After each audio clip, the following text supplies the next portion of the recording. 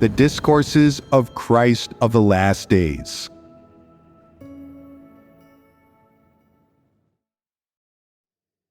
People make too many demands of God.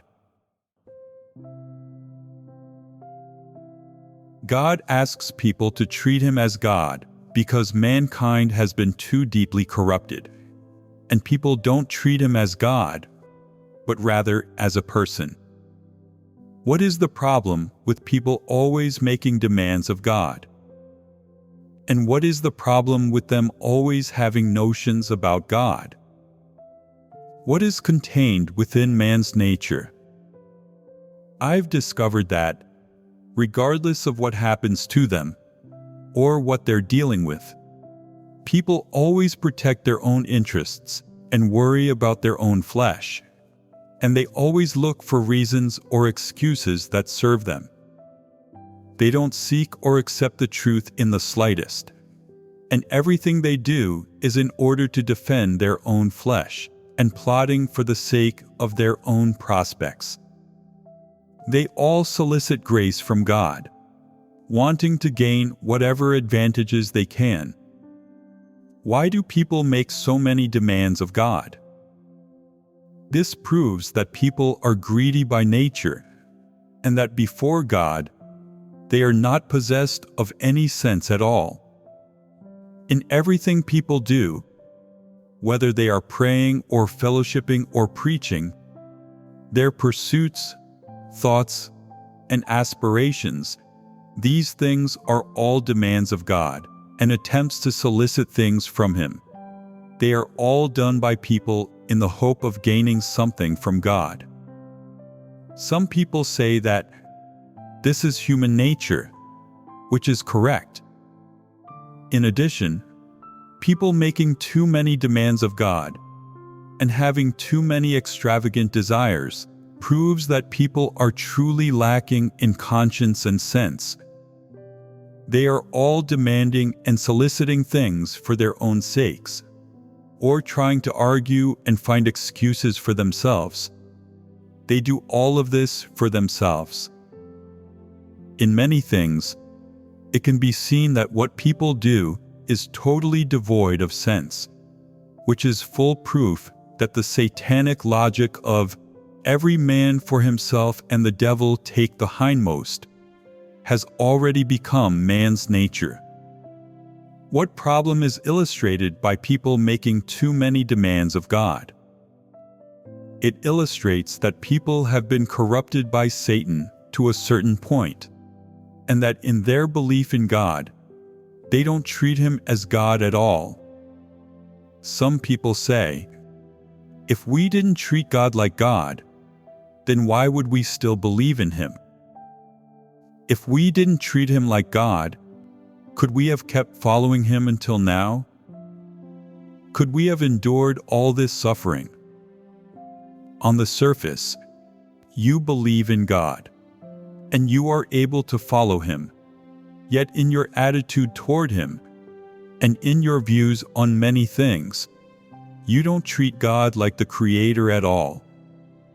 If you treat God like God, if you treat God as the Creator, then you should stand in your position as a created being, and it would be impossible for you to make any more demands of God, or have any extravagant desires. Instead, in your heart, you would be capable of true submission, and you would be fully capable of believing in God in accordance with His requirements, and of submitting to all of His work. When the Incarnation began to be witnessed, people all complained, "God, you didn't enlighten us before you became flesh so that we could mentally prepare ourselves. If we had been mentally prepared, then we would be able to accept you instead of rebelling and resisting. Aren't you almighty? We rebel against and resist you because we've been corrupted by Satan and can't help but do so. Can't you do something to stop us resisting and allow us smooth passage? Isn't this what people thought? Many people also set conditions saying, "There's nothing we can do about our rebelliousness and resistance." God's incarnation is too incompatible with our notions. If God's incarnation were a little taller, or had an outstanding appearance, or were rich in knowledge and spoke eloquently, or could materialize at will and perform signs and wonders, or if God appeared and worked incarnate in accordance with more of people's imaginings, then we wouldn't resist God. Many people made these demands at that time, but God didn't act in accordance with man's imaginings or notions. On the contrary, He struck back against and acted completely contrary to human notions. What did this prove? It proved that human notions and demands are unreasonably troublesome. Some people became church leaders but didn't do any real work, and only busied themselves with some external affairs. When I pruned these people, saying only a few words of reproach, they felt sad inside. They wept bitterly and became negative. They said to themselves, "Isn't God merciful and loving? I'm suffering so much. Why doesn't He say a few nice words to comfort me? Why doesn't He bestow even a single word of blessing on me?" People made demands of God in this way, and they were full of their own justifications.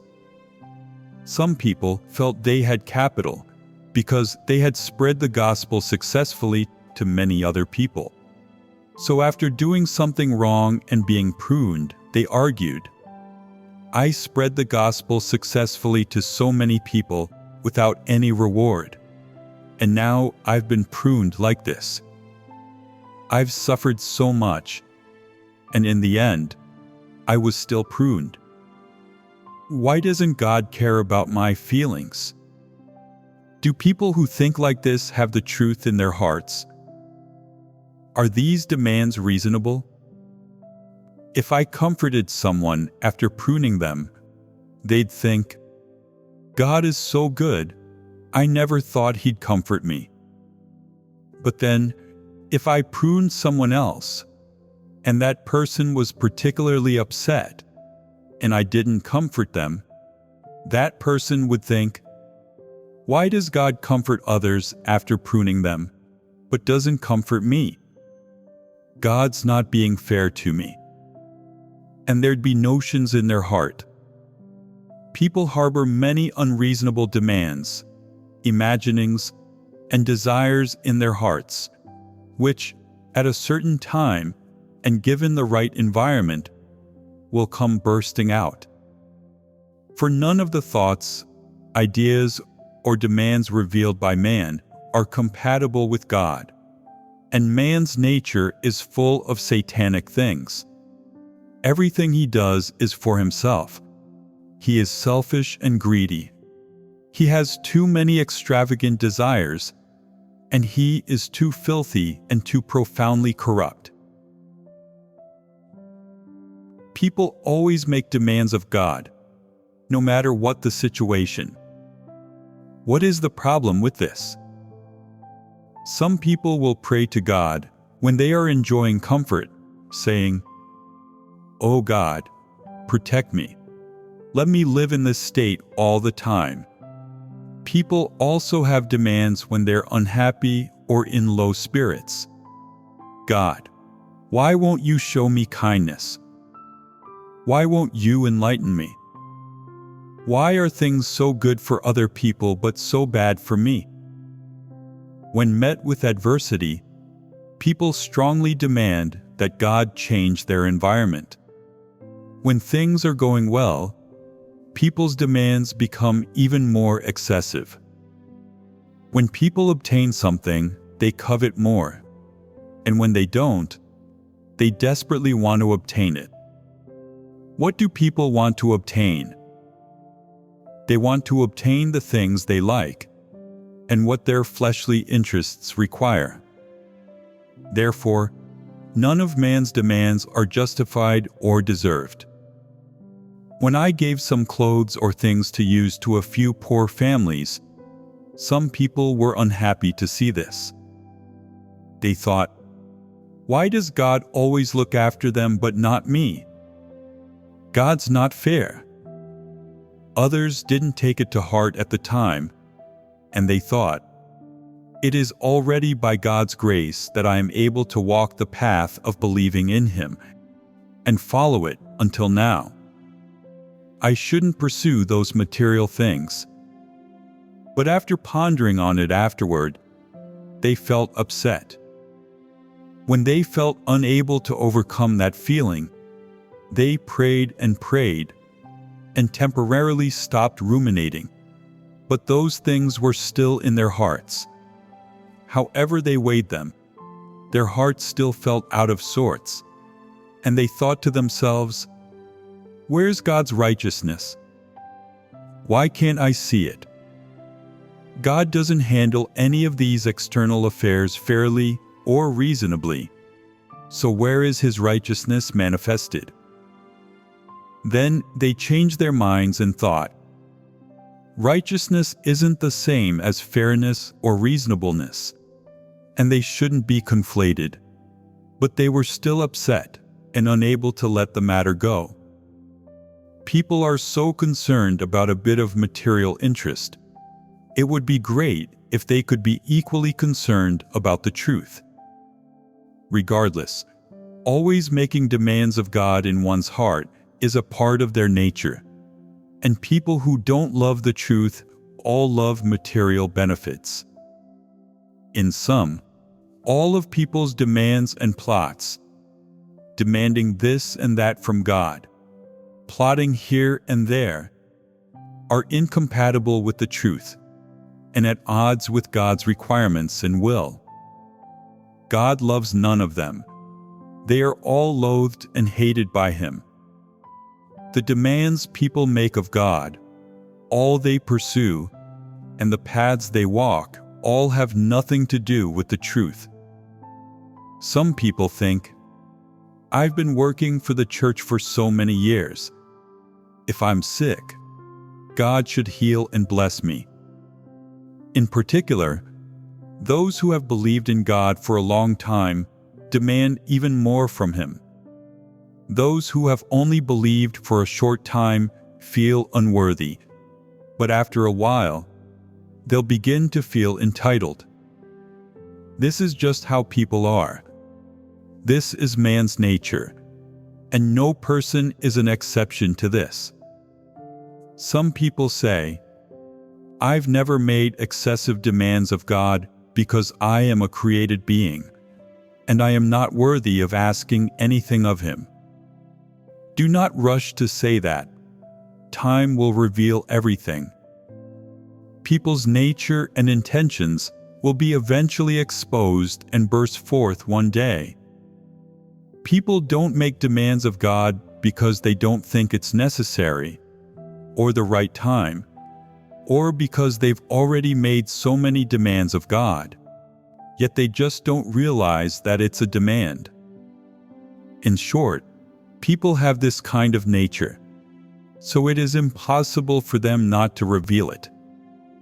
With the right circumstances or opportunity, it will naturally be revealed. Why fellowship on this today? It's to make people understand what is in their own nature. Don't think that believing in God for a few years, or doing a few days' work for the church, means that you've expended, devoted, or suffered a lot for Him and deserve to obtain a few things, like the enjoyment of material things, bodily nourishment, or to be more respected and valued by others, or for God to speak gently to you, or to care about you more, and to ask often whether you're eating and dressing well, how you're doing physically, and so on. These things arise unconsciously in people when they have expended a long time for God, and they come to think that they deserve to demand anything from Him. when they have only been expending for God for a short amount of time, they think that they don't have the right, and they don't dare to make demands of God. But over time, they'll think that they have capital and their demands will start coming out, and these aspects of their nature will be exposed. Aren't people like this? Why don't people contemplate on whether it's right to make demands like this of God? Do you deserve these things? Did God promise them to you? If something doesn't belong to you, yet you stubbornly demand it, this is at odds with the truth, and entirely born from your satanic nature. How did the archangel behave in the beginning? It was given too high a position, given too much, so it thought that it deserved whatever it desired and whatever it obtained, finally reaching the point where it said, "I want to be on equal footing with God." That is why people believe in God with too many demands, too grand desires. If they don't examine themselves and fail to realize the seriousness of the problem, then one day they'll say, "Step down, God. I could more or less be God myself."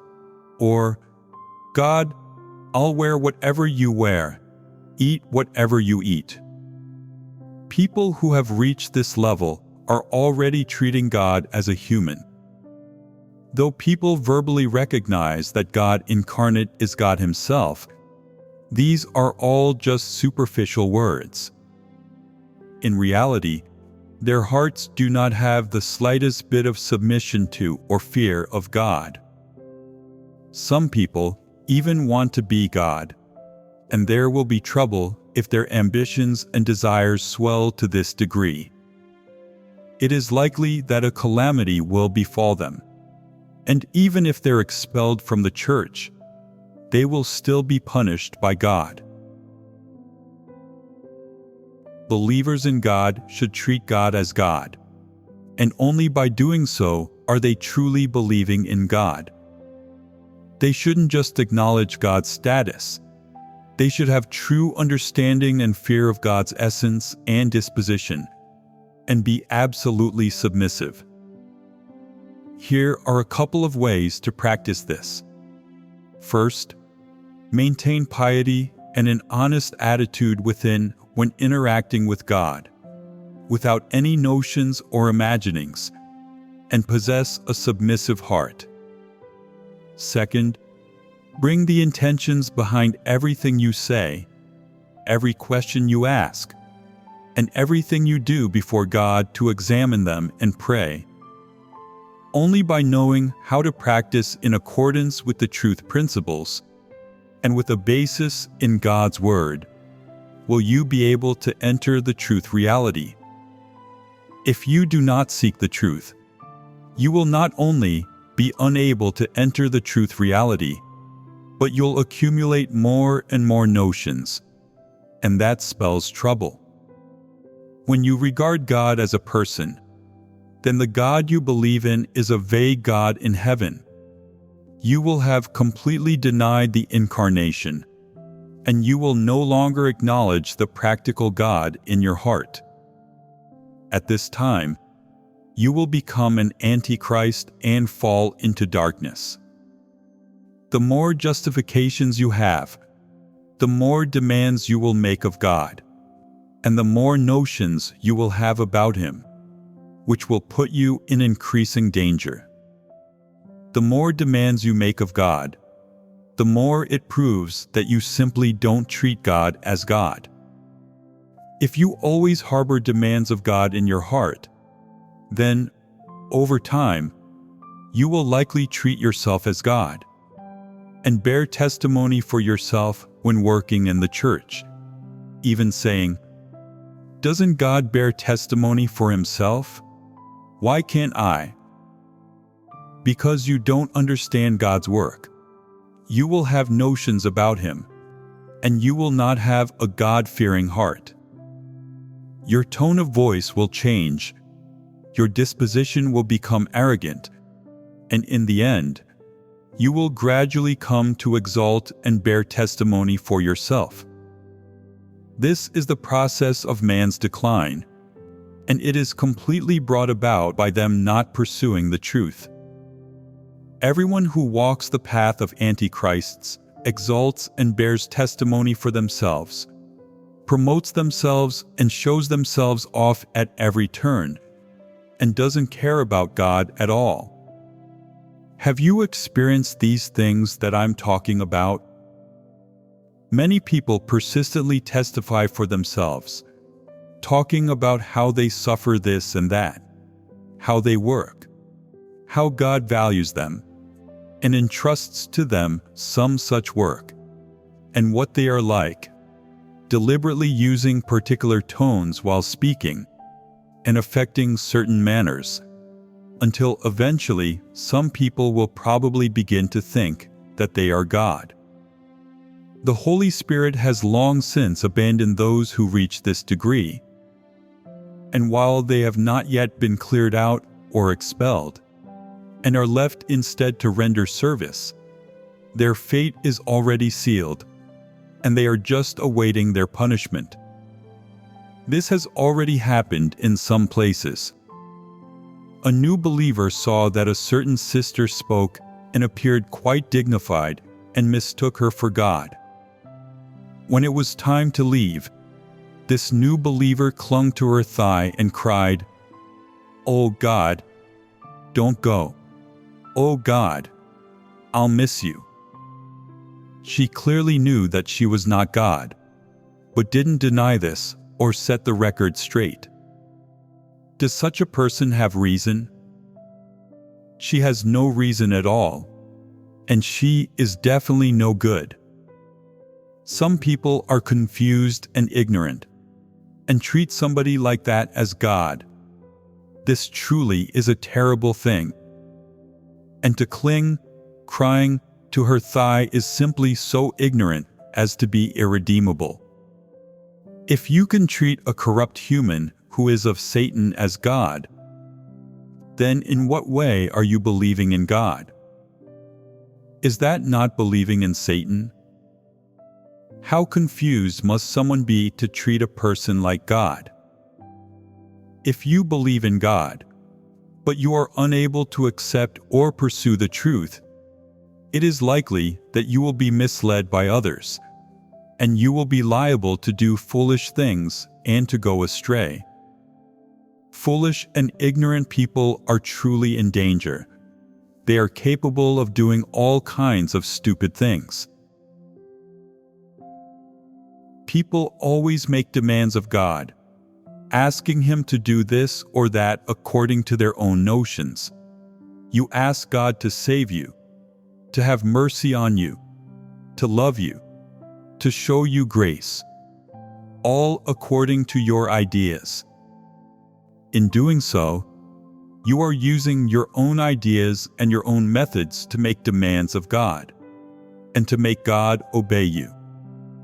What's the problem with this? Is this believing in God? What you believe in is simply yourself. God is not in your heart, nor are any truths to speak of. Someone bought me a pair of shoes out of kindness, but they didn't fit, so I wanted to return them.